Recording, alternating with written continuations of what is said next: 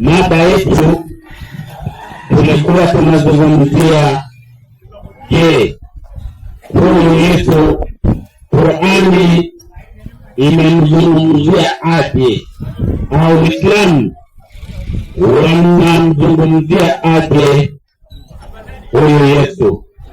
Kweli tulikuwa tumefika kwa shaka la tatu, kwa sababu tumesoma sura ya 19. Mwalimu wa kuangalia 19:34 inasemaje? Huyu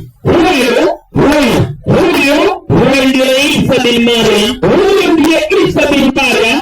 Inasema huyu ndiye Isa bin Maryam. Huyu ambaye tunamzungumzia ndiye Yesu mtoto wa Mariamu. Hii ndiyo shaka, hii ndiyo kauli ya haki, hii ndiyo kauli ya haki ambaye Wakristo wanaifanyia shaka. Hii ndiyo kauli ya haki ambayo Wakristo wanaifanyia shaka.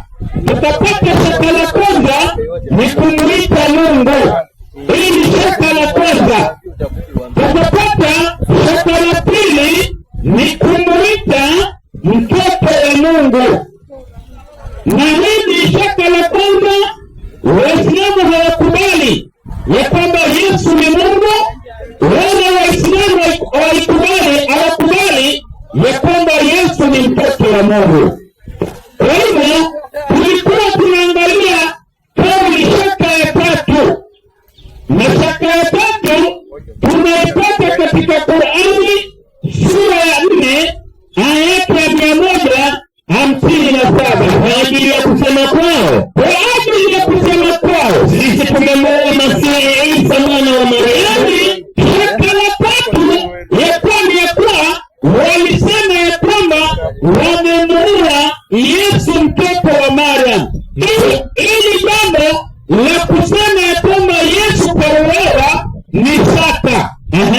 Mtume wa Mwenyezi Mungu walimuua Yesu, mtume wa Mwenyezi Mungu, wala hawakumuua. Mwenyezi Mungu anakuja anakanusha tamko hilo ya kuwa hawakumuua wala hawakumsulubu, hawakumsulubisha. Kwa hivyo hili jambo Mwenyezi Mungu anakataa, hawakumuua wala hawakumsulubu. Enda 159 bali Mwenyezi Mungu alimnyanyua kwake, bali Mwenyezi Mungu alimnyanyua kwake. Na Mwenyezi Mungu ni mwenye nguvu, na mwenye hekima. Huyu Mwenyezi Mungu aliyemnyanyua Yesu kwake ni Mwenyezi Mungu mwenye nguvu na mwenye hekima.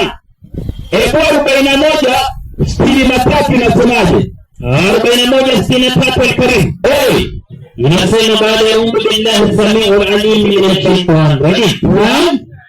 Inasema hivi 41:63 katika 51. 43:58 mwalimu. Inasema hakuwa huyu Nabii Isa, bali hakuwa Nabii Isa ila ni mja kuneemesha. Hakuwa huyu Yesu ni mmoja ambaye Mwenyezi Mungu alimneemesha na kumfanya mithali nzuri, na akafanya mithali nzuri kwa wana wa Israeli. Kwa hivyo hili jambo la kusema ya kwamba Yesu kauawa, hili ni shaka. Na ndio Uislamu na Qur'ani haikubali ya kwamba Yesu ni Mungu, haikubali ya kwamba Yesu ni mtoto wa Mungu, na vile vile haikubali ya kwamba Yesu alikufa. Lakini tutapata kuwa wale wasiokuwa Waislamu wanaamini ya kwamba Yesu ni Mungu, Yesu ni mtoto wa Mungu, na Yesu alikufa kwa ajili wao.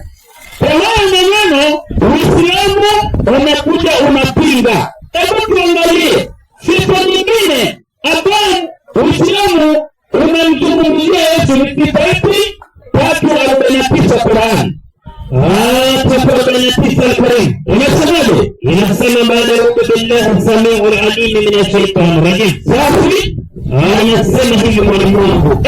Inasema kama ilivyoandikwa, na atamfanya mtume kwa wana wa Israeli. Atamfanya waambieni, nimekujieni na hoja kutoka kwa Mola wenu. Akawaambia Waisraeli kwamba amekuja na hoja kutoka kwa Mwenyezi Mungu, ya kwamba nakuambieni katika udongo,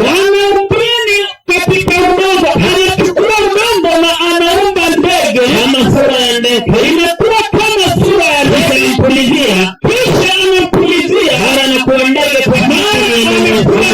kwa idhini ya Mwenyezi Mungu, anawaponesha na tena atawaponesha vipofu na wenye mabalanga na mitala, na inasema anawafufua baadhi ya watu, atafufua baadhi ya watu kwa idhini ya Mwenyezi Mungu.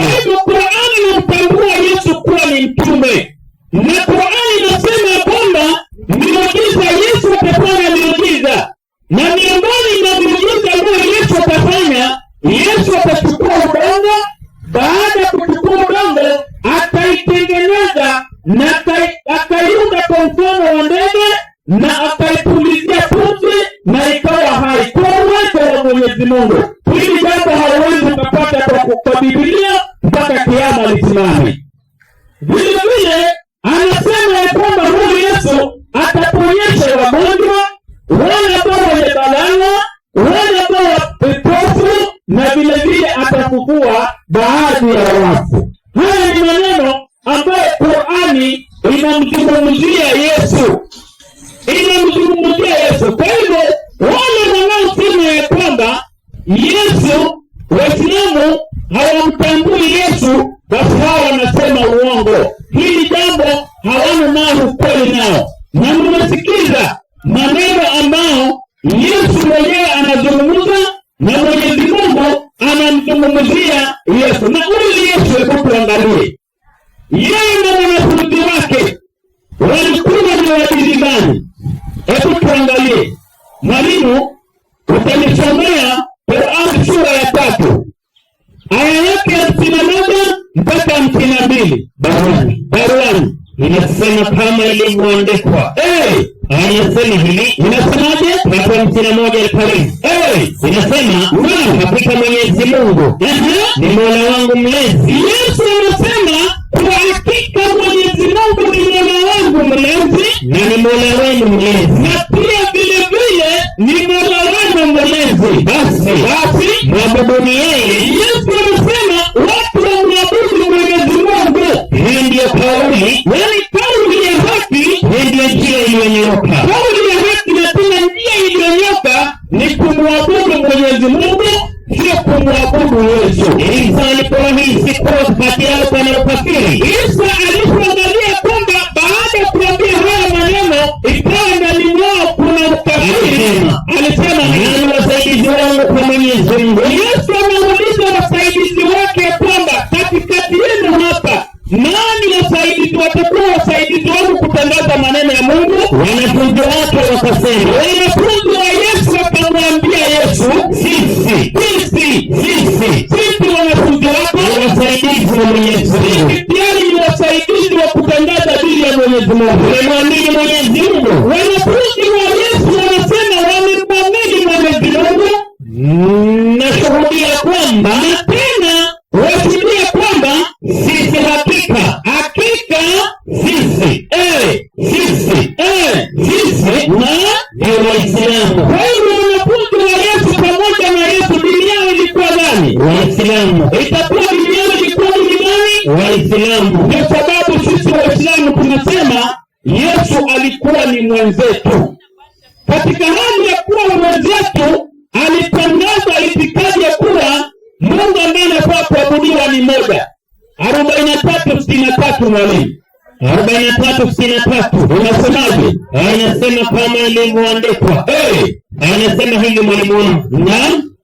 Anasema alipofika Isa kwa dalili zilizo wazi. Alipokuja Yesu kwa dunia hii kwa dalili zilizo wazi. Alisema nimekujieni na elimu. Yesu anasema amekujia watu na elimu yenye nafuu. Elimu yenye nafuu na nie na ili kuelezeni baadhi ya yale mliohitalifia. Yesu anasema amekuja na elimu ya ninabii kwa hao ili aelezee watu baadhi ya maneno ambayo inafaa wafanye. Basi mkeni Mwenyezi Mungu. Kuna kwamba Yesu anaambia watu wamke nani? Mwenyezi Mungu. Endelea. Nitiini. Jambo la pili wafanye nini? Wamheshimu. Endelea. Kwa hakika Mwenyezi Mungu ndiye Mola wangu. Yesu mpenda Mwenyezi Mungu ni nani? Mola wangu. Endelea. Na Mola wenu. Na vile vile ni Mola wetu. Endelea. Mola wenu. Basi mwabuduni. Hii ndio njia iliyonyooka. Kwa hivyo Yesu anasema njia iliyonyooka ni kufanya nini? Kumwabudu Mwenyezi Mungu. Kufanya nini? Kumwabudu Mwenyezi Mungu. Ukiabudu kinyume na Yesu na mamrisho Yesu unafanya nini? Umekosea. Umefanya nini? Umekosea. Hebu rudi katika Biblia nisome aya moja alafu tukaribishe maswali. Mathayo 15:8. Anasema 15:8 kitabu cha Mathayo. Inasemaje? Inasema kama ilivyoandikwa.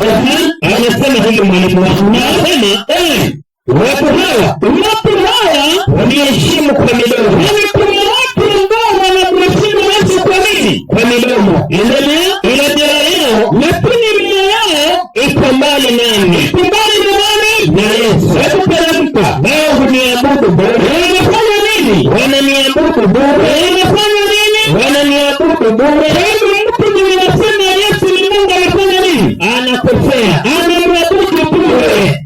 Anafanya nini? Anamwabudu bure. Akifanya nini? Akifundisha mafundisho yaliyo maagizo ya wanadamu. Kwa hivyo ukisikia mtu anasema Yesu ni Mungu, amepata elimu hiyo kwa nini? Kwa wanadamu. Sio kwa nani? Kwa Mungu. Kwa hivyo Yesu amesema Yesu Mungu ni nani? Ni mmoja. Anafaa kufanya nini? Kuabudiwa. Kufikia hapo nakaribisha maswali. Mtu yote mwenye hapo na maswali. Maswali kuna ya kuandika. Unaweza tu kwa karatasi na ulete. Au unaweza kuja wewe mwenyewe.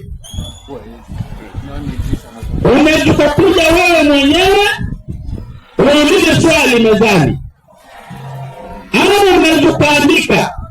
Kuna mzee wetu mmoja alisema leo kuna maswali lori mzima. Sijui kama yako tayari. Hebu nenda angalia ule mzee wetu kama tayari ashajitayarisha kwa maswali. Mtu yote anaweza kauliza swali. Unaweza kauliza swali kwa kuja wewe mwenyewe au unaweza kaandika.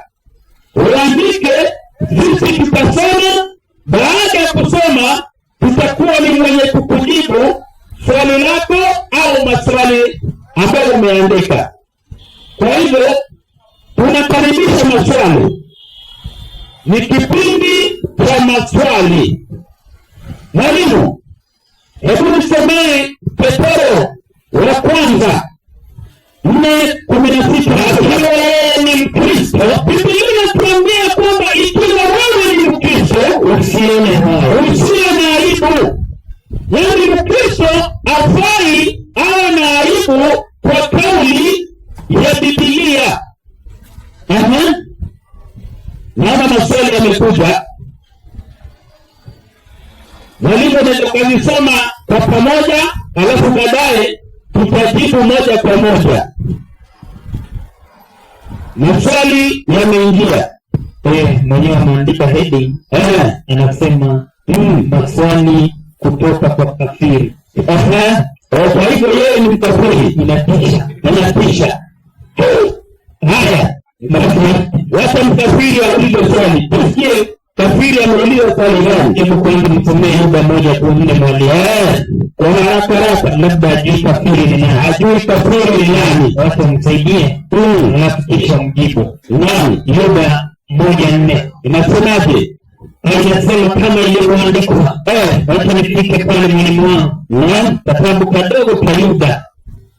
Hajui maana ya kafiri. Yuda 1:4 inasema.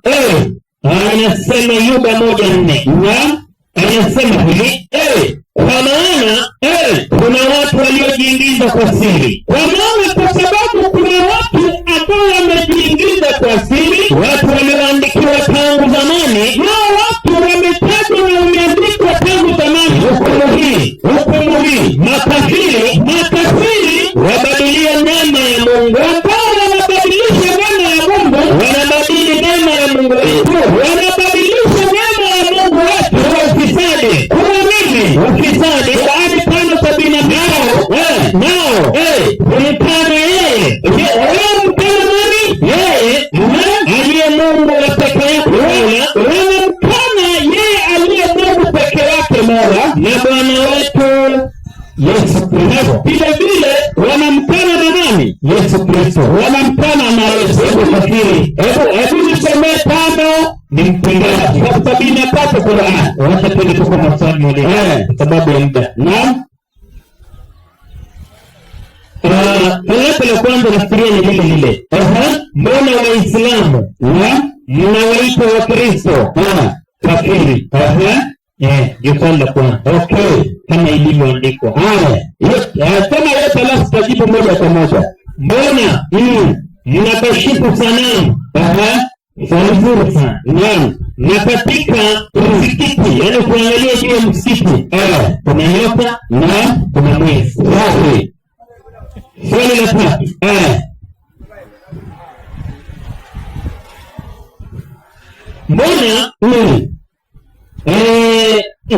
najua mrating yake pia ni sawa na daktari. Mbona hamridishi? Mbona hamruhusu kutumia Qur'ani, mnatumia Biblia? Swali la 4. Mbona wamama Waislamu huvaa dera mrefu? Ndio, lakini ameandika hapa kifungu akisema tu. Swali la 5. Mbona Waislamu ndio dini ya pekee inayoruhusu sadaka hadi kwa soko? Hatari. Swali la 6. Mbona Waislamu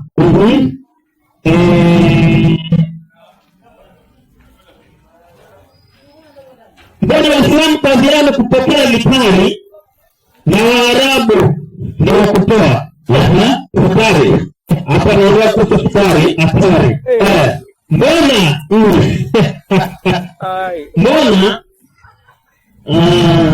ndio tingeti pia mwalimu. Nimekuelewa.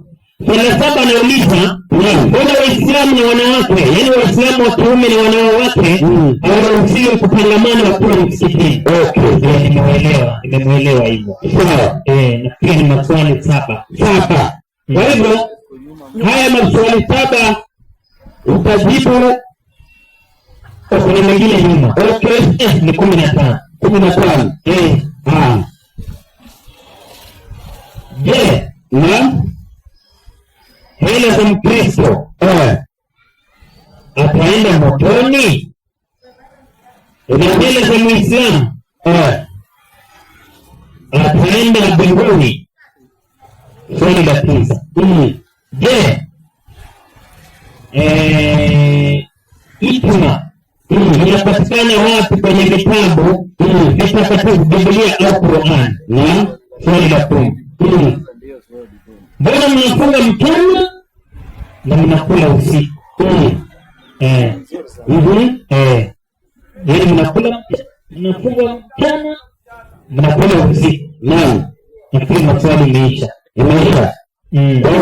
Maswali ngapi? Ni maswali 10 takriban. Ni 10. Tajibu 5. Sasa kwa mimi nimezungumza sana. Wacha nikupumzishe kidogo. Alafu nijibu 5, utajibu 5. Safi.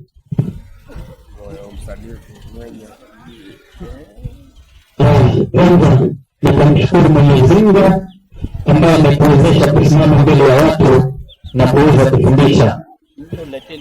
Maswali haya hayajatoka kwa Muislamu, yametoka kwa Mkristo ambaye anataka kufahamu juu ya Uislamu.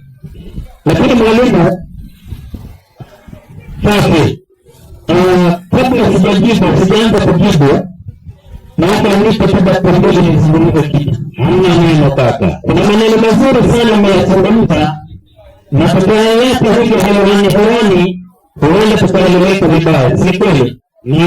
Sasa Yesu Waislamu tunamkubali kama alivyozungumza mwalimu. Na Yesu Waislamu tunakubali amezaliwa kimiujiza. Yaani amezaliwa kimiujiza. Lakini tumeulize Mungu kwanza, Mungu alikuwa anaumba vipi? Kwa sababu Mwenyezi Mungu katika kuumba amefanya ufundi, na ufundi wake ukawa stadi na akawa amemaliza kazi yake. Kwanza Mwenyezi Mungu ndani ya vitabu anatuambia ameumba watu sampuli 4. Na katika sampuli 4 moja anapatikaniwa Yesu. Sampuli ya kwanza Mungu anatuambia nini? Nisaidie 22 mstari wake wa 5 Qur'an. 22:5 Qur'an. 22:5 Al-Karim. Inasema nini? Wacha nikamate 22:5 Qur'an 5. Inasemaje? 22:5 inasema nini? Enyi watu, kama mko katika shaka juu ya ufunuo, yaani kama mko na shaka juu ya ufunuo, mnaona haimikiniki, haiyamkiniki. Yaani kuna watu hawaamini kwamba kuna kufufuliwa, hawaamini kwamba viumbe watakuja kufufuliwa. Sasa Mungu anawapa mfano, anawaambia kwamba nyinyi hamuamini kwamba kuna watu ama Mwenyezi Mungu atakuja kuwafufua na kuwarejesheni katika maumbile yenu jinsi alivyokuwa. Tazameni mimi nasema inaendelea kusema tazameni namna alivyokuumbeni. Tazameni namna Mwenyezi Mungu alivyokuumbeni. Amekuumbeni kwa nini? Kwa hakika tulikuumbeni kwa udongo. Simama. Mwenyezi Mungu anasema mwanadamu wa kwanza aliumba kutoka kwa udongo. Mwanadamu wa kwanza ni Adamu. Adamu aliumba bila ya mama, akaumba bila ya baba. Huyu ni muujiza tosha kwa wanadamu wanastahili wafikiri. Mbona Mwenyezi Mungu akamuumba mwanadamu bila ya mama, bila ya baba? Huyu ni mfumo wa kwanza. Lakini Mwenyezi Mungu alijua wanadamu watakuja kuuliza ni kwa sababu gani amemuumba mwanadamu bila ya mama, bila ya baba. Mbona asimlete mwanadamu kutoka kwa baba bila ya mama, ndio akaumba Hawa kutoka kwa ubavu wa baba bila ya mama? Vile vile Mwenyezi Mungu akajua wanadamu tutakuja kuuliza, amemleta mwanadamu hana mama, hana baba. Amemleta mwanadamu wa pili kutoka kwa baba bila ya mama. Mbona asimlete mwanadamu kutoka kwa mama bila ya baba, ndio akazaliwa Yesu kutoka kwa mama bila ya baba? Kana Mungu akajua kwamba wanadamu watakuja kuuliza kama amemuumba mwanadamu bila ya baba wala ya mama, akamuumba mwanadamu kutoka kwa ubavu wa baba bila mama, akamleta mwanadamu kutoka kwa mama bila ya baba. Mbona sasa asilete mwanadamu kutoka kwa mama na baba? Ndio akawa sasa tunapatikaniwa sisi. Kwa hivyo katika uumbaji Mwenyezi Mungu alishakamiliza kazi yake. Sasa katika Biblia kuna mtu maiti, watu wangesoma kuelewa, kwa sababu labda watu hawasomi. Kama wangesoma kuelewa, wangeelewa zaidi na kumwelewa Yesu kupitia katika huyu. Hebu tusaidie Mwanzo 14:17 mtumiaji. Mwanzo 14:17. 14:17 kitabu cha Mwanzo. Unasemaje? Wacha nikamate. Mwanzo 14:17.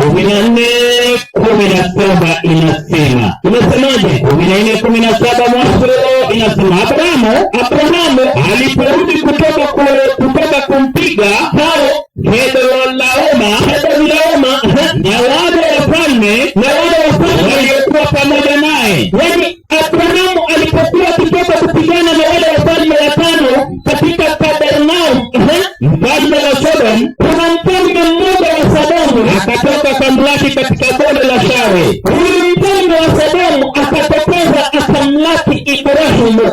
Nalo ni bonde la mfalme. Maliza. Mfalme Melkisedeki. Mfalme nani? Melkisedeki. Mfalme wa Salemi.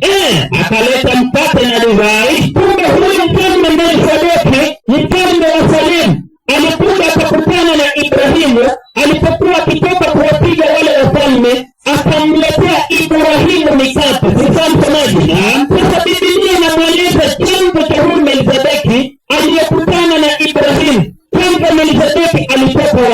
Nisaidie Waebrania 7:1. Waebrania 7:1 inasema. Inasemaje? Inasema Waebrania 7:1. Wacha nikamate mwalimu. Waebrania 7:1. Hawa moja Waebrania inasema. Inasemaje? Kwa maana Melkisedeki huyu mfalme wa Salemi, nani? Kuhani wa Mungu aliye juu. Kwende aliyekutana na Ibrahimu alipokuwa akirudi katika kuwapiga hawa wafalme. Melkisedeki ndio yule ambaye tumeambiwa alikutana na Ibrahimu alipokuwa anatoka kupigana na hawa wafalme. Akambariki. Ibrahimu akambariki huyu Melkisedeki. Ibrahimu alimgawia sehemu ya 10.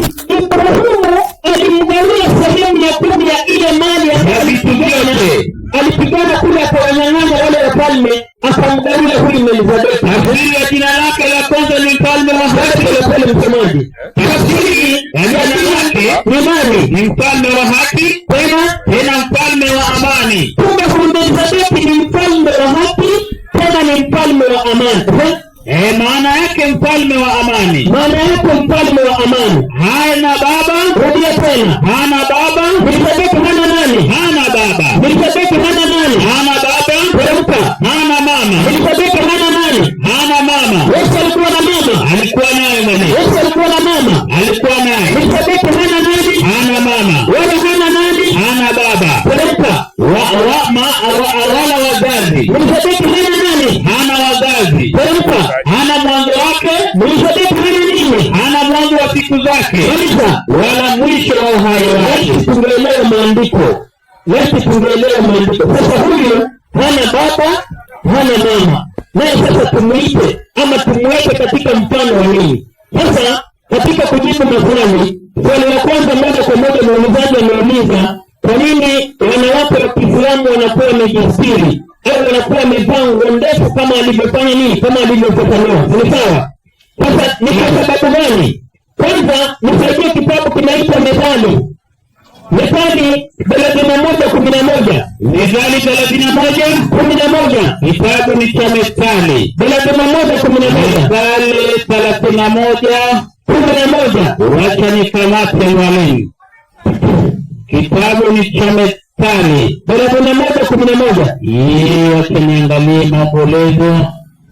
Methali kama niangalie. Yaani nimepata mwalimu. 31:11. 31:11 inasema. Inasemaje? 31:11. 11 wacha nikamate. 31:11 inasema. Inasemaje? Inasema mwalimu. Moyo ndio 10 inasema mwalimu. Inasema mke mwema. Rudia tena. Mke mwema ni nani? Awezaye kumwona. Maana kima chake chapita kima cha marijani. Sasa Mungu anauliza mke mwema. Yaani mwanamke mwema ni nani awezaye kumwona? Bila huyo amejisiri. Ni nani awezaye kumwona? Ikiwa na maana mwanamke hufai kuonyesha umbile lako kwa kila unayemwona. Sipeni semaji. Kwa nini wanawake wa Kiislamu wanakuwa wanajistiri? Nisaidie 33:59 kwanza Qur'an. 33:59 Qur'an. 33:59. Ukiangalia wamejistiri namna walivyo. 33:59 Qur'an. 33:59 Qur'an. 59. Inasema. Inasemaje? 59 inasema. 33:59. Ewe mtume, waambie wake zako. Rudia tena. Ambia wake zako.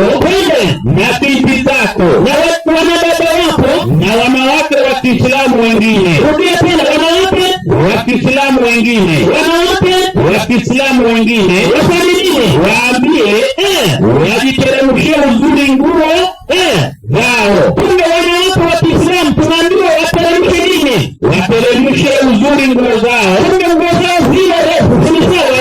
Wanawake wajistiri katika nini? Nguo ndefu. Ni sawa? Hicho ni kitabu gani unasoma? Ni Qur'ani. Nisaidie Timotheo wa kwanza 2:9. Inasema. Enda mstari wa 10. Kitabu ni cha Timotheo wa kwanza 2:2. Inasema. Unasemaje? Hivyo na wanawake na wajitambe kwa mavazi ya kujistiri. Kwa Biblia inasema wanawake wajipambe katika mavazi ya kufanya nini? Ya kujistiri. Wanawake wajipambe katika mavazi ya kufanya nini? Ya kujistiri. Qur'ani inasema wanawake wajipambe kwa mavazi ya kufanya nini? Mavazi ya stara. Amejibiwa hajajibiwa? Yamepata kashfa. Swali la pili la kuuliza, kwa nini Waislamu tunakuwa tunatengana, wanawake wanakula panda, wanaume wanakula panda kwenye msikiti? Sio sawa? Mimi bado nitauliza Biblia. Hili neno linawezekana na inakulaje kama Biblia inazungumza sisi wengine tusifuate? Ni kweli? Na Zakaria 12:12 inasemaje? Inasema Zakaria 12:12 kitabu ni cha Zakaria. Wa Zakaria 12:12 inasema mwalimu, unasemaje? 12:12 Zakaria inasema twende, na nchi yote itaomboleza, kila jamaa peke yake, kila jamaa peke yake, jamaa ya nyumba ya Daudi peke yao na wake zao peke yao, twende, jamaa ya nyumba ya Atheni peke yao na nini? Na wake zao peke yao, twende, nyumba ya Lawi peke yao na nini? Na wake zao peke yao, twende, nyumba ya Shimei peke yao na nini? Wake zao peke yao. Alafu jamaa zote zilizosalia, rudia tena, jamaa zote zilizosalia, watu wote ambao wamezalia bila kutajwa katika hao hizo jamaa ambazo zimetajwa, watu wote ambao sasa wamebakia, kila jamaa wafanye nini? Kila jamaa wafanye nini? Na wake zao peke yao. Kila jamaa wajipenge wao peke yao na wake zao peke yao. Kule mnapoenda katika kusali, wanawake wanakaa peke yao na wake zao peke yao. Nini wakae peke yao? Ndio sana. Naam. Kwa hiyo wajipenge wanawake na wanaume. Kama kule msikitini haruhusiwi mwanamke kuzungumza. Yaani hajapewa cheo mwanamke cha kumtawala mwanamke. Sikuwa msemaji. Saidia 14 wa Korintho ya kwanza 14:31 inasema 14:34 hiyo 14:34 inasemaje ya Korintho? Kwa sababu tumekuja kuona kuna wengine wachungaji wa kike, si kweli? Hebu nisomee 14:34 inasemaje? Na wanawake na wanyamaze katika kanisa. Hata wanawake wanyamaze wapi? Katika kanisa. Wanawake wanyamaze wapi? Katika kanisa. Wanawake wanyamaze wapi? Katika kanisa. Maana hawana ruhusa kunena. Kumbe Mwenyezi Mungu anasema wanawake hawana ruhusa kunena wapi? Kanisani. Kitabu nasema hii ni Biblia. Bali hakika kama vile inavyo Taurati. Kumbe Taurati inasema wanawake wafanye nini? Wakinyamaze katika kanisa. Wakitaka kujifunza neno lolote wafanye nini? Na waulize waume wao. Wapi? Wenyewe nyumbani mwao. Kumbe kanisani mwanamke ataruhusiwa kuhubiri. Si sawa? Timotheo wa kwanza 2:9. Timotheo wa kwanza 2:9. Inasema nini? Hivyo. Hebu ambia mstari wa 9. Wacha nikamate Timotheo wa kwanza 2:9. Wa kwanza 2:9. Wacha ni 2:9 inasema. Inasema hivyo wanawake na wajipambe. Kwa nini? Kwa mavazi ya kujistiri pamoja na adabu nzuri na moyo wa kiasi. Maliza. Sio kwa kushuka nywele wala dhahabu na lulu wala nguo za dhamani. Maliza. Bali kwa matendo mema kama ipasavyo wanawake wanaokiri uchaji Mungu. Maliza. Uchaji Mungu. Mwanamke najifunze katika utulivu akitii kwa kila namna. Binti mwanamke ruhusa ya kufundisha. Rudia tena. Binti mwanamke ruhusa ya kufundisha. Rudia tena. Binti mwanamke ruhusa ya kufundisha. Unasema kitabu gani? Hii ni Biblia. Rudia tena. Binti mwanamke ruhusa ya kufundisha. Wala kumtawala mwanamume. Kumbe mwanamke ndani ya Biblia hajapewa ruhusa ya kufanya nini? Kumtawala mwanamume. Wala kufanya nini? Wala kumfundisha mwanamume. Wala kufundisha. Hajapewa mwanamke ruhusa hiyo. Basi awe katika utulivu. Kwa sababu gani mwanamke hajapewa ruhusa ya kufundisha? Ni kweli? Naam. Kwa nini hajapewa ruhusa ya kufundisha? Enda katika, kwa sababu imeandikwa katika Taurati.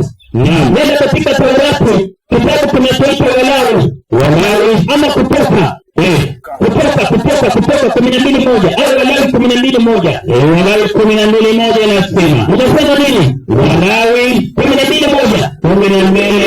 Huyu mwanamke asifundishe. 12:1 inasema nini? Inasema 12:1 inasemaje?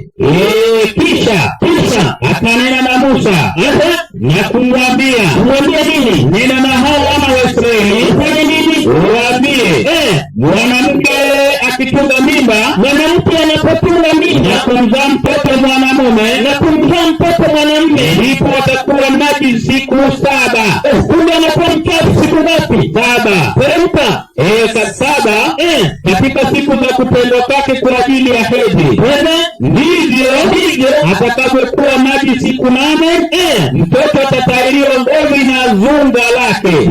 Na huyo mwanamke atakaa katika damu ya kutakata. Sasa huyo mwanamke atakaa katika damu ya kutakata, atakata kwake siku 33. Ati siku ngapi? 33. Teremka. Asiguse kitu kilicho takatifu. Akiwa mwanamke atakugusa kitu kilicho nini? Takatifu. Akiwa katika nini? Akiwa katika hedhi. Akiwa katika siku zake za mwezi asiguse kitu gani? Kilicho takatifu. Hiyo Biblia ni takatifu.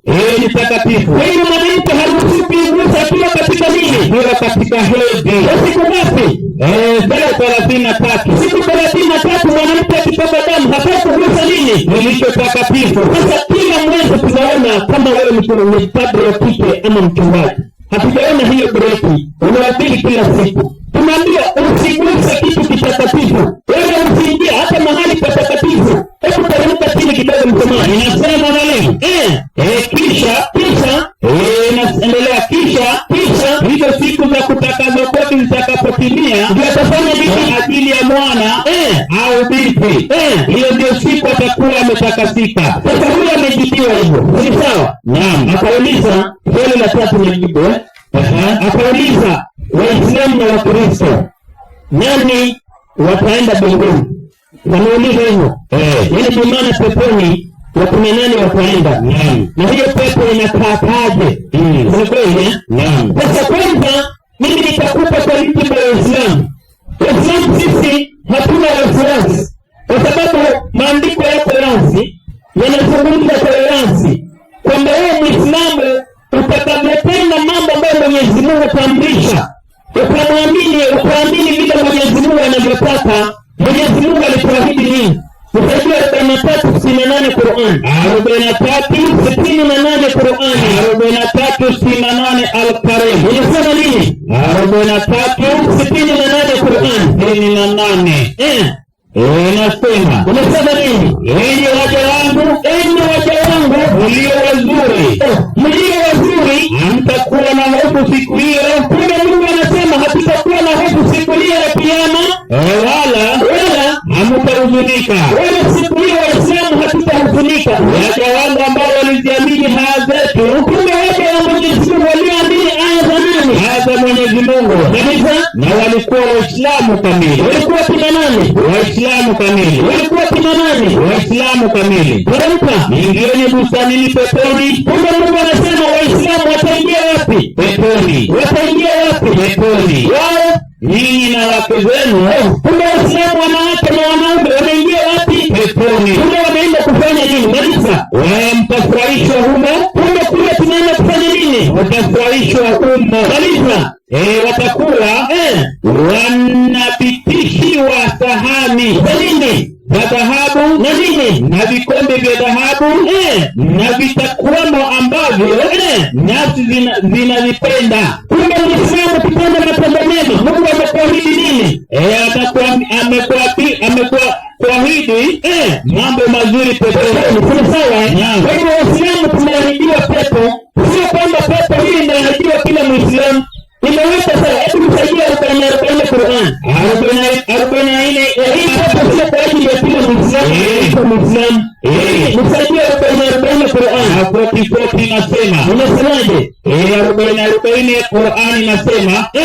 Inasema nini? 40. Afanyaye ubaya atalipwa ila sawa na huyo uovu wake. Kila mtu akiwa Muislamu hata atenda ubaya atalipwa kulingana na nini? Huyo uovu wake.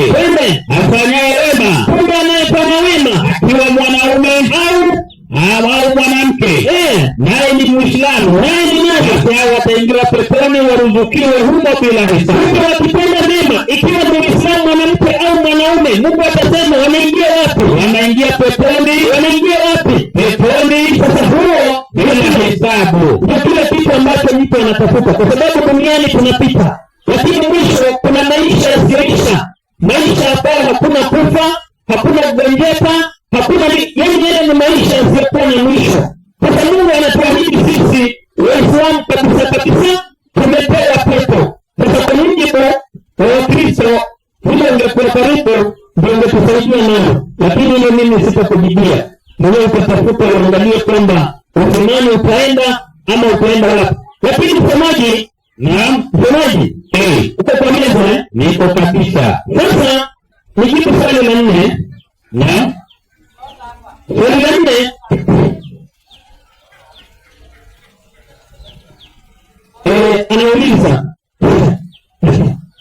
Anauliza kwamba kwa nini Waislamu tuna maokoto?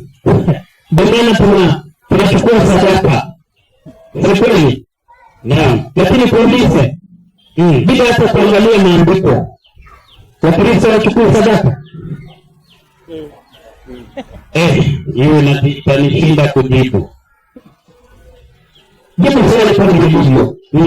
Tunauliza swali, kwa nini Waislamu tunachukua sadaka? Ndio sasa nikuulize wewe, jibu kama swali ndogo. Wakristo wewe unajua hawachukui sadaka, kwa sababu swali limeulizwa na Mkristo. Hawachukui sadaka? Wanachukua sana. Wanachukua sana? Sasa tumuulize Yesu. Yesu wewe umeruhusu watu wachukue sadaka? Ni kweli? Ndio. 12 ngapi? 12:7. Soma. Kitabu gani? Mathayo. 12 Mathayo 7. Soma. Inasema nini? Yesu anasema 12:7 Mathayo. 12:7 Mathayo, wacha nikamate. Inasema nini? Unachukua sadaka kanisani. Inasema nini? Lakini kama kama mtalijua maana yake, kama mtalijua maana ya maneno haya, nataka rehema wala si sadaka.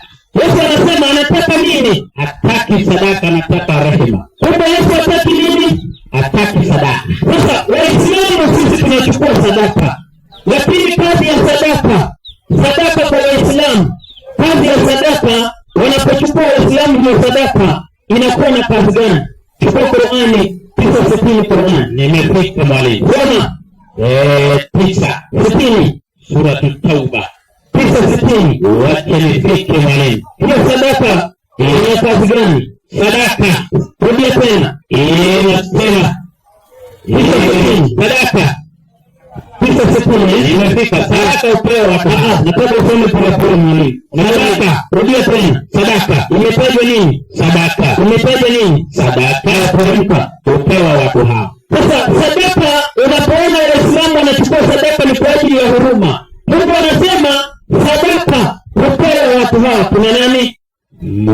Inasema wa kwanza mafakiri. Fukara ni mtu ambaye ni maskini hohehahe, bimaana hana mbele wala nyuma, hana bila anaweza jisaidia. Yaani huyu ni fukara, hana chochote katika maisha yake, katika urithi wala cha kutegemea. Huyo ni fukara, tunaambiwa sadaka tunampa fukara. Inaendelea kuna kusema na masikini. Kuna sadaka tunapewa na kina nani? Masikini. Tofauti gani iliyopo kati ya fukara na masikini? Masikini anapata angalau kidogo cha kumalisha siku, lakini hakikisha haja zake zote. Na fukara hana chochote katika urithi. Sasa sadaka tunawapa masikini na fukara na nani? Inaendelea kusema wanazozitumikia. Kwa wale wanazoziokota pia wanafanya nini? Wanapewa sadaka. Na wanaopewa nguvu nyoyo zao juu ya Uislamu. Kumbe wale wanaofundisha Uislamu kama tunavyofundisha sisi, tunaambia tupewe nini? Tupewe sadaka. Lakini Yesu amesema hataki nini? Hana habari na hilo. Amejibiwa hiyo kashfa. Swali la 5, swali la mwisho. Ameuliza nafikiri na ukota naam.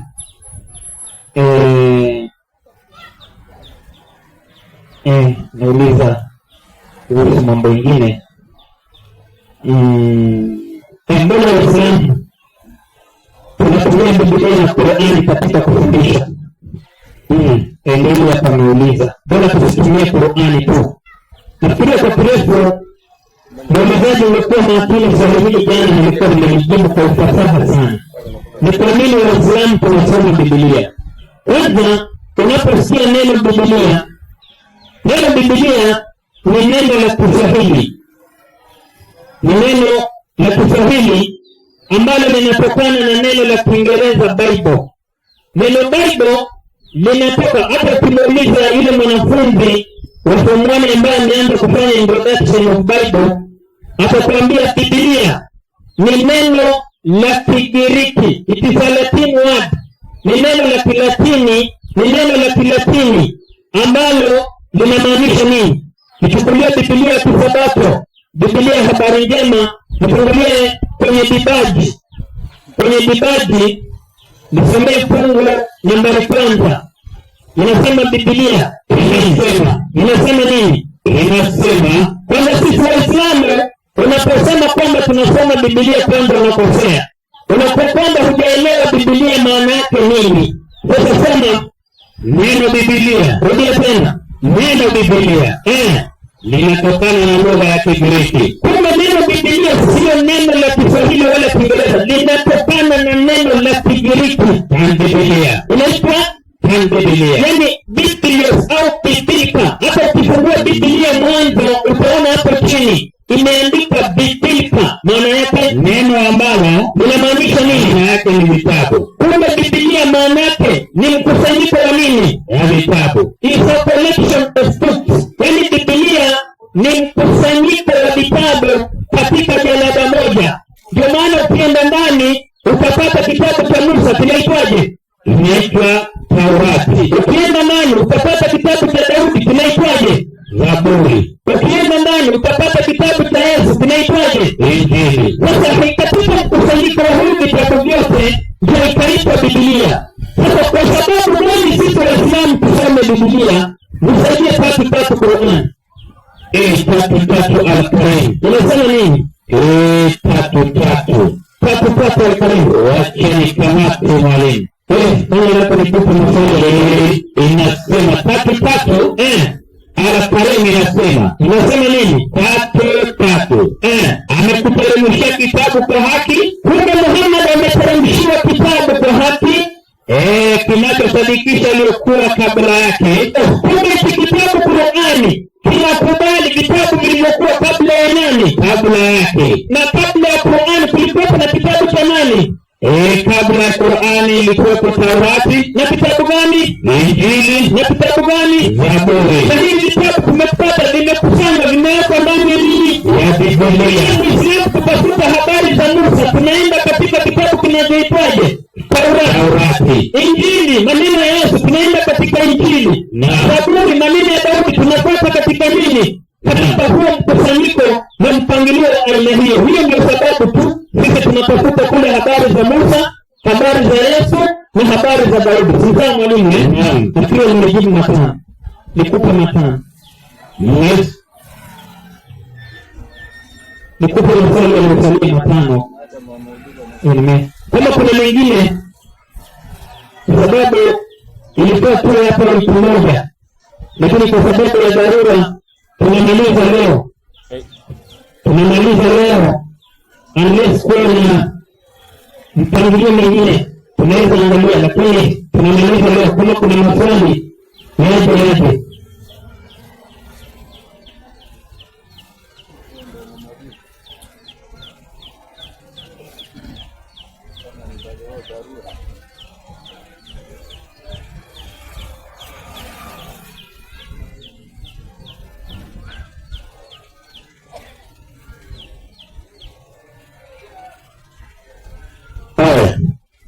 Hapa mbona Waislamu huita Wakristo kafiri? Hiyo ni swali la 6. Hebu mwalimu, kwa sababu gani? Kwanza soma hiyo lugha Hiyo Yuda 4:1 kwanza. 1:4 Yuda. Inasema kama ilivyoandikwa safi kitabu cha Yuda 1:4 inasemaje? Inasema hili mwalimu. Watu nifike pale. Fika kwa haraka kitabu cha Yuda.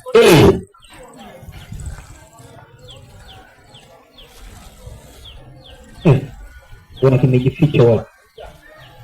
Ndio inakufikia mwalimu. Naam. Yuda 1:4 inasemaje? Haraka nikitafute kidogo, inaonekana kinapokea lakini kisha nikiangalia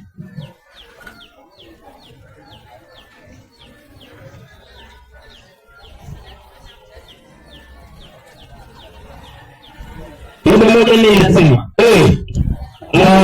inasema kama ilivyoandikwa, kwa maana kuna watu waliojiingiza kwa siri. Kuna watu ambao wamejiingiza kwa siri, watu walioandikiwa tangu zamani hukumu hii. Hao watu waliandikiwa tangu zamani hukumu hii, makafiri. Kwanza ni makafiri wabadilio neema ya Mungu, wanaobadilisha neema ya Mungu wetu kuwa ufisadi, na humkana yeye aliye peke yake Mola, na humkana yeye aliye peke yake Mola, wanamkana aliye peke yake Mola na Bwana wetu Yesu Kristo. Kwa hivyo kafiri, jambo la kwanza, wanaingiza maneno kwa siri.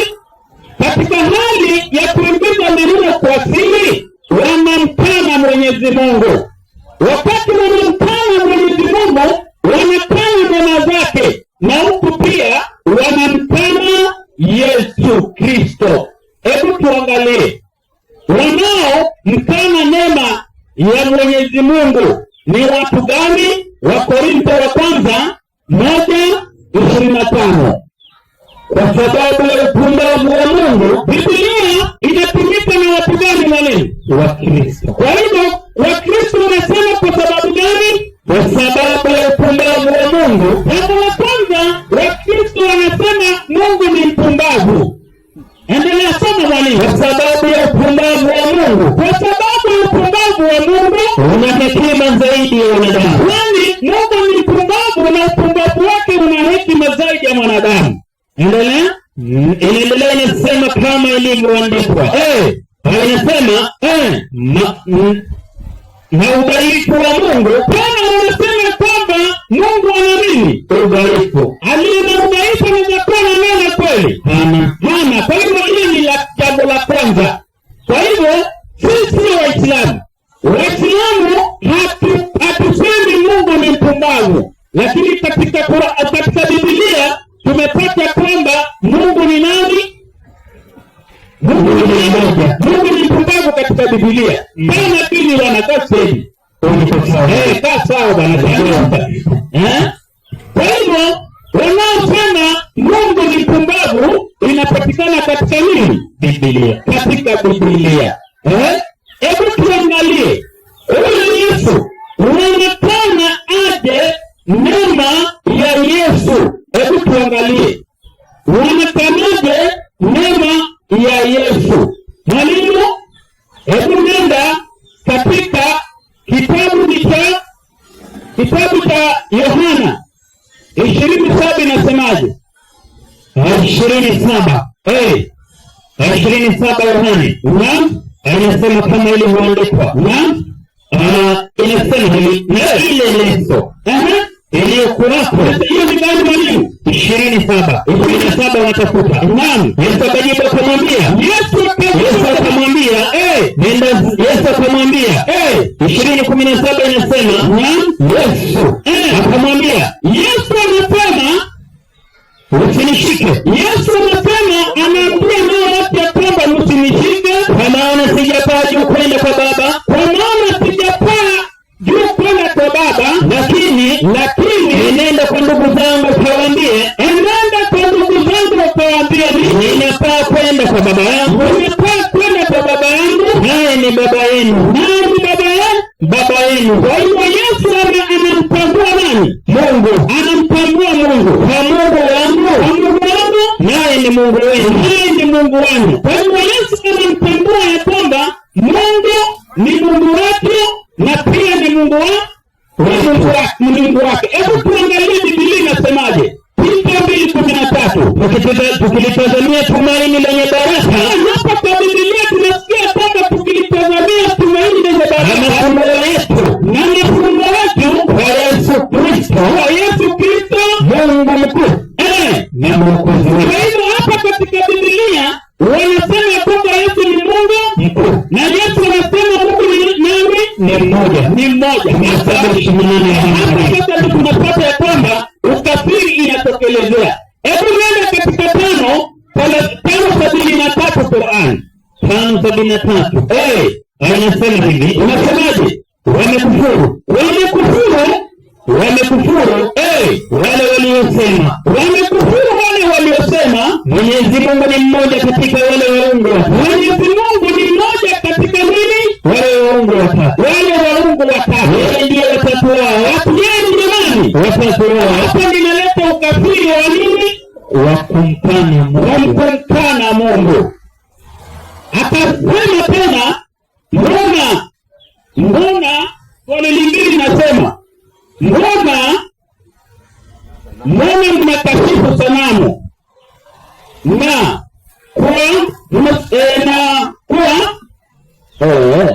anasema mbona mnamkashifu sanamu. Wacha kusomea swali hili. Anauliza kwa nini tunakashifu masanamu? Na juu ya msikiti kuna nyota na kuna mwezi. Kwa maana yeye anaona ni kama sanamu. Sasa kwanza mwalimu, kwanza tukuje kwa mambo na sanamu. Maana ya sanamu ama Biblia inasema nini kuhusu sanamu? Sisi hatujakashifu sanamu. Kinachokashifu sanamu ni Biblia. Zaburi 15:115. 4 anasema sanamu zao ni fedha na dhahabu. Kwanza wanasema sanamu zao ni fedha na dhahabu. Kazi ya mikono ya wanadamu. Kwanza ni kazi za mikono za wanadamu. Zinavinywa lakini hazisemi. Ni Biblia na Qur'an. Biblia inasema vinavinywa na hazisemi. Zina macho lakini hazioni. Zina masikio lakini hazisikii. Zina pua lakini hazisemi. Sikia harufu. Mikono lakini hazishiki. Na miguu lakini haziendi. Wala hazitoi sauti kwa koo zake. Wazifanyayo watafananishwa nazo. Ni Biblia imesema na Qur'an. Ni Biblia. Kwa hiyo kabla kuuliza hili swali wa Uislamu, inatakikana wewe ambao Mkristo ambaye ameuliza swali, angalia haya maneno yanakuhusu wewe mwenyewe. Kwa hivyo kama uko na sanamu, chukua sanamu hizo, fanya nini? Utoe. Mwalimu, kutoka 20 kuanzia penyewe. Mungu akanena maneno haya yote akasema. Akasema mimi ni Bwana Mungu wako. Kutoka katika nchi ya Misri, katika nchi ya utumwa. Usiwe na miungu mingine ila mimi. Mungu anasema tusiwe na miungu mingine ila nini? Ila yeye. Endelea. Anasema usijifanyie sanamu la kuchonga. Mungu anasema watu wasifanyie sanamu ya nini? Sanamu ya kuchonga wala kitu chochote. Wala mfano wa kitu chochote kilicho juu mbinguni wala kilicho chini duniani wala kilicho majini chini ya dunia. Usivisujudie. Usivisujudie wala kuvitumikia. Kwa hiyo saizi yote yuko wapi? Mbinguni. Lakini hapa ardhini kuna watu ambao wamemdidimiza kwenye nini? Kwenye shingo, kwenye vifua vyao. Kwa hivyo haya ndio yanapigwa marufuku na Uislamu. Kwa hivyo haya maneno usisingizie Waislamu. Kwanza iko katika kitabu chako cha Biblia. Akasema nini tena?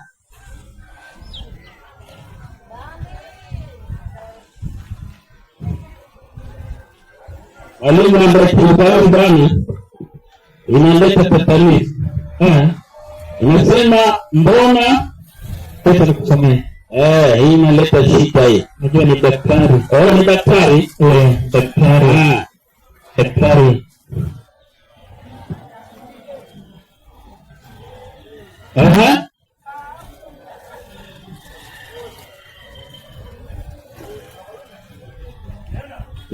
Anasema naelewa sawa sawa. Nilituma kijana kumuuliza wasema hapo sawa. Hivi tatizo tu aonyeshe namna ya kuingia katika Uislamu. Karibu sana. Wanauliza mbona Uislamu, hiyo nimelijibu mwalimu. Wanawake wanakaa kando, wanaume wanakaa kando.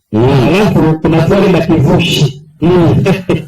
Inaitwa swali la kivushi. Mbona Waislamu kazi yao ni kupokea vitari tu,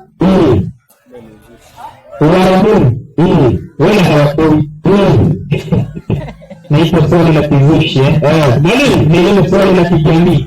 Mwalimu, Qur'ani sura ya 2 aya yake ya 2 2 Qur'ani inasema hiki ni kitabu kisichokuwa na shaka ndani yake. Kwanza, maneno ya Uislamu inapatikana katika Qur'ani. Qur'ani ni kitabu ambacho hakina shaka ndani yake. Inasema hiki ni kitabu ambacho hakina shaka ndani yake. Qur'ani ni kitabu ambacho hakina shaka ndani yake. Kwanza kitabu cha Qur'ani naongoza kwa mchoro Mwenyezi Mungu. Endelea inasema ambao wanaamini. Kwanza Waislamu hao wanaamini yasionekana, wale maneno ambayo hajaonekana maadamu tu yamesemwa na Mwenyezi Mungu na mtume wake.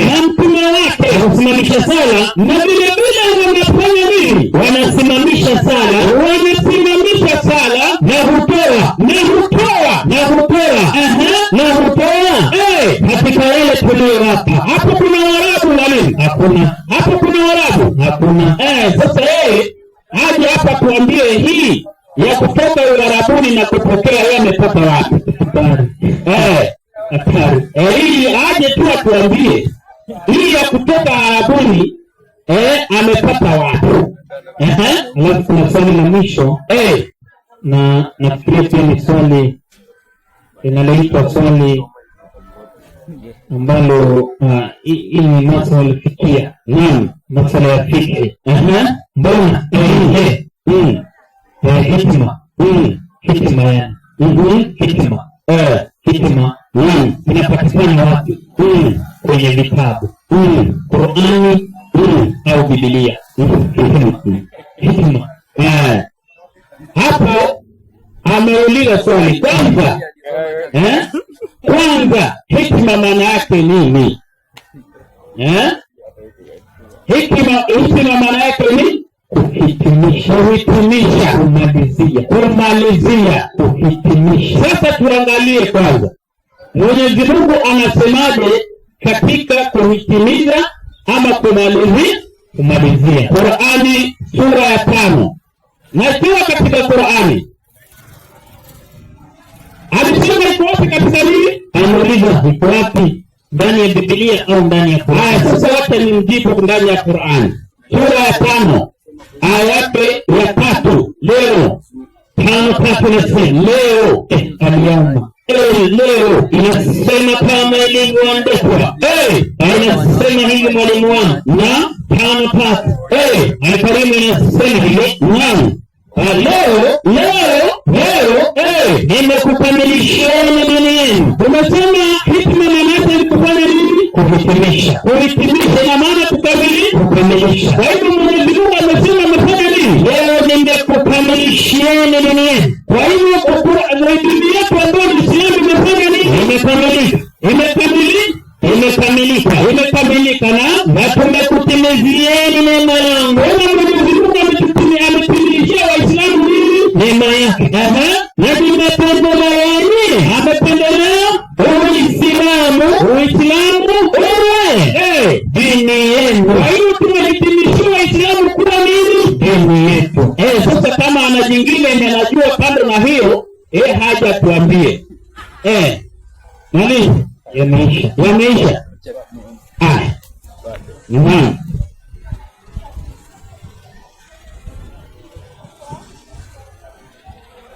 Nafikiri labda kuna la ziada. Kama hamna la ziada, pia ni vyema kwa sababu mwalimu mtazamaji na kuna kidogo wale bwana kuna kidogo mjibu, kuna swali mjibu kwa mujibu wa Biblia, lakini huenda akakosa kuelewa linakaa namna gani. Si kweli? Na ile swali la nyota na mwezi na jua la msikiti. Kitu cha kwanza, nyota na mwezi kwa jua la msikiti sio ishara ya sanamu au sio ishara kwamba Waislamu tunaabudu nyota na mwezi. Si kweli? Lakini tunauliza Mwenyezi Mungu anasema nyota na mwezi kazi yake ni nini? Sawa? Na kweli. Sura 16 Qur'an. 16 Qur'an. Wacha nikamate wale. 16 Qur'an. Ukiona nyota na mwezi. Hapo kuna baadhi ya majengo ya ibada bila na msalaba. Ni vyema tukiambiwa huu msalaba naye maana yake nini? Si kweli? 16 Qur'an. 16 inasema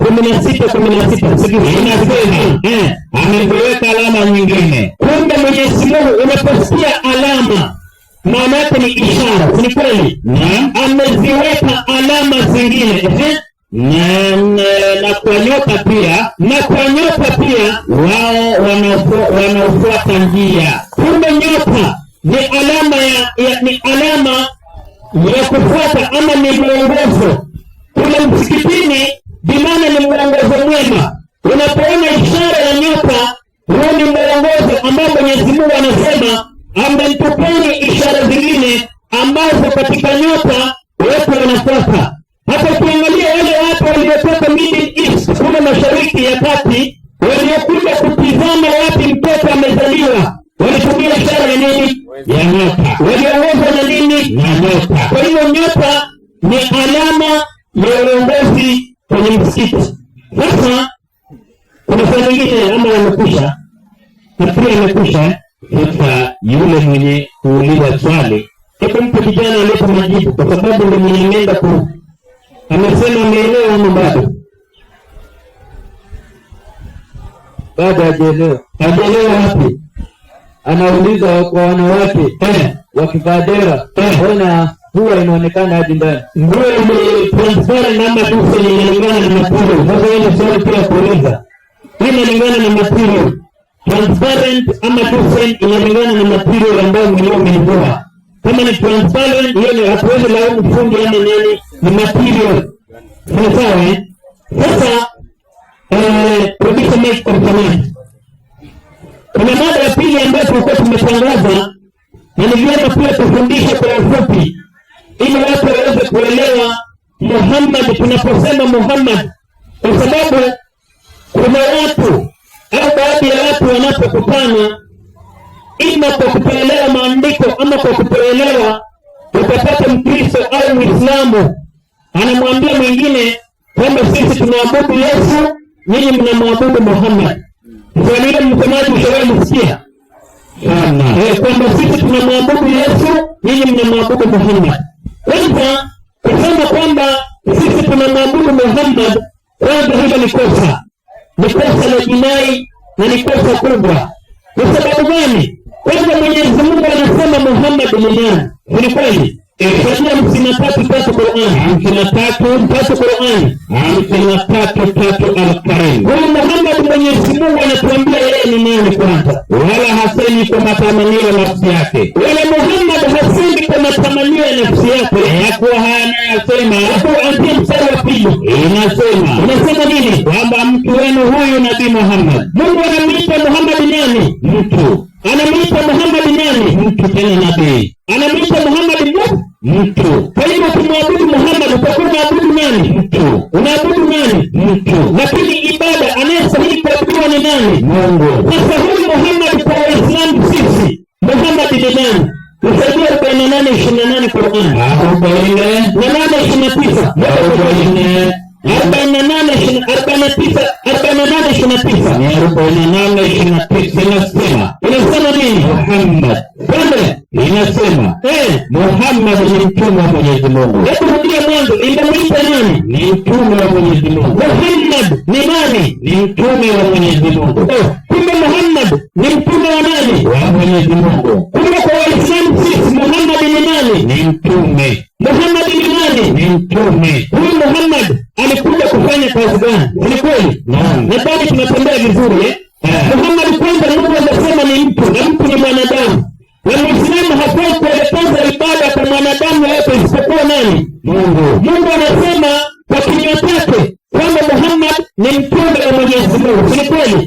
Kwamba huyu Muhammad ni mtume wa Mwenyezi Mungu wangapi? Ni kweli? Kwa sababu kuna orodha ya mitume kutoka Adam mpaka la mwisho. Ni kweli? Usaidie 33:44 Qur'an. 33:40 Qur'an. 33:40 Qur'an inasemaje? Unasema nini? 33:40 Qur'ani inasema nini? Inasema Muhammad. Rudia tena. Muhammad si baba yoyote katika wanaume wenu. Maliza. Bali yeye ni mtume wa Mwenyezi Mungu. Kumbe Muhammad ni mtume wa nani? Wa Mwenyezi Mungu. Muhammad ni mtume wa nani? Wa Mwenyezi Mungu. Teremka. Na mwisho wa mitume. Kumbe mwisho wa mitume ni nani? Ni Muhammad. Mwisho wa mitume ni nani? Ni Muhammad. Ndio maana Muislamu baada ya Muhammad hawezi kubali mtume yeyote, kwa sababu Qur'ani imeshahukumu kwamba Muhammad ni mtume wa mwisho. Unafahamu semaje? Sasa huyu Muhammad alitumwa wapi? Ni kweli? Lazima kuwepo na mahali alitumwa. Usaidie Qur'ani 21:107. 21:107 Al-Karim. Unasemaje? Hatukukutuma. Hatukukuleta. Ila kwa kina nani? rehema kwa walimwengu wote. Kumbe Muhammad ni mtume kwa ulimwengu wote. Sema tarbihi. Inasema nini? Mtume Muhammad. Mtume Muhammad. Mitume waliotangulia kabla ya Mtume Muhammad. Mitume waliotangulia kabla ya Mtume Muhammad. Kila mmoja alipelekwa kwa kabila yake. Kumbe mtume waliotangulia kabla ya Nabii Muhammad wote hao walipelekwa wapi? Kwa kabila yake. Maliza. Na taifa lake. Maliza. Taifa lake tu. Maliza. Muhammad. Rudia tena. Muhammad. Maliza. Sallallahu alaihi wasallam. Peke yake. Kumbe Muhammad peke yake ndiye alifanya nini? Ndiye aliyepewa utukufu na kupelekwa kwa watu wote. Kumbe Muhammad ameletwa kwa watu wote. Mtume wa watu wote ni nani? Ni Muhammad. Kwa hiyo kila mwanadamu ni sahihi amwamini nani? Amwamini Mungu na amwamini nani? Amwamini Mtume Muhammad. Amwamini Muhammad kama nani? Kama mtume wa ulimwengu mzima. Sasa huyu Muhammad tutaamini vipi kwamba kuna mtume? Si kweli? Naam. Huyu Muhammad tutaamini vipi kwamba ni mtume? Kwa sababu kuna watu wengine wanakataa sio nani? Sio mtume. Kunika Qur'ani. Kwa Biblia. Nimekamata. Tusaidie hesabu. Kitabu kinaitwa Hesabu. 12:6. 12:6 Hesabu inasema nini? 12:6 Hesabu inasema kisha sikizeni basi maneno yangu. Kwenda haraka kuwepo nabii katikati yenu. Mungu anasema kukijitokeza nabii katikati yenu, mimi nitajifunulia kwake katika maono na nini? Nitasema naye katika ndoto. Kumbe mtume ili awe kweli ndani ya Biblia, Mungu anasema anazungumza naye katika nini? Maono na katika nini? Na katika ndoto. Kumbe Mungu anazungumza na nabii yake katika maono na katika nini? Katika ndoto. Wewe Muhammad, Mungu anazungumza naye katika ndoto na katika maono. Kwanza chukua Qur'an. Naam. 48:27. 48:27 inasemaje? Wacha nikamete 48:27 inasemaje? Inasema wayakini Mwenyezi Mungu amefanya nini? Amemhakikishia mtume wake ndoto yake. Kumbe Mungu amemhakikishia Muhammad nini? Ndoto yake ya haki. Na Mungu anasema ndani ya Biblia anajifunua kwa manabii kupitia katika nini? Maono na ndoto. Katika nini? Maono na ndoto. Kama tanbini mstari wa mwisho inasema hapo chini, mstari wa mwisho aliota mtume. Kumbe mtume Aliota. Mtume alifanya nini? Aliota. 42:10 Qur'an. 42:10 Al-Karim. Inasemaje? Anasema mkitilafiana katika jambo lolote, Kama tukipata hitilafu katika jambo lolote, rejeni katika kitabu cha Mwenyezi Mungu na hadithi za Mtume. kumbe tuseme Qur'ani na hadithi za nani? Za Mtume. Kumbe Qur'ani inaruhusu watu kusoma nini? Hadithi za Mtume. Kwa hadithi ya Mtume, kitabu kinachoitwa Rahika al-Maktum, Naam. ukurasa wa 100. Nimefika huko mwalimu. Inaitwa Rahika al-Maktum, ukurasa wa 100. Nimefika mwalimu. Twende Ile kurasa wa 100. wa 100 inasema, Hadithi nafikiria ni ya mwisho hapo chini. Inasema nini? 100 inasema Mtume sallallahu alaihi wasallam alipotimiza umri wa miaka 40. Kama Mtume alipotimiza umri wa miaka ngapi? 40, ambao ni kilele cha ukamilifu na ndiyo miaka ya kupeleka mitume. Alama za utume kuanza kudhihirika na kumeremeta kwake kutoka kwa upeo wa maisha. Alama hizo Zilikuwa nini? pamoja na kuota kwake ndoto Ya nini? za kweli. Kumbe Muhammad alikuwa anaotesha ndoto za nini? Ndoto za kweli. Na mtume wa kweli anaota ndoto za nini? Za kweli. Ikaitwa Qur'an. Sasa huyu Muhammad amezungumziwa vipi? Au amezungumzwa ndani ya Biblia? Ndio swali. Naam. Huyu Muhammad amezungumzwa ndani ya Biblia. Kwanza naomba niombe list kwanza ndani ya Qur'an. Nisaidie 43:13 Qur'ani. 43:13 Inasema, nataka nipeleke kule. 43:13 Qur'ani. amekupeni sheria dini ile ile. Amekupeni sheria 43:13 43:13 inasema, inasema nini? ili mkae. Hiyo ni ngapi? 43:13 Twende haraka. 13:43 Al-Karim. Soma. Wacha nikamate mwalimu. 13:43 inasema nini? Na wanasema waliokufuru wewe si mtume. Kumbe wapingaji wanasema Muhammad sio nani? Sio mtume. Maliza. Sema. Mwenyezi Mungu anatosha Kufanya nini? kuwa shahidi baina yangu na baina yenu. Kumbe anayetosha kuwa shahidi baina ya wanadamu kwamba Muhammad ni mtume na nani? Ni Mwenyezi Mungu. Maliza. Kwa mimi ni mtume na pia yule mwenye elimu ya kitabu. Kumbe aliyosoma vitabu anaamini Muhammad ni nani? Ni mtume. Maliza. Inaendelea kusema elimu ya kitabu. Mwenye elimu kila aliyesoma Taurati iliyo sahihi. Rudia tena. Aliyesoma Taurati iliyo sahihi Na nini? na Injili iliyo sahihi. Anafanya nini? Kuziona habari za Nabii Muhammad humo. Kumbe habari za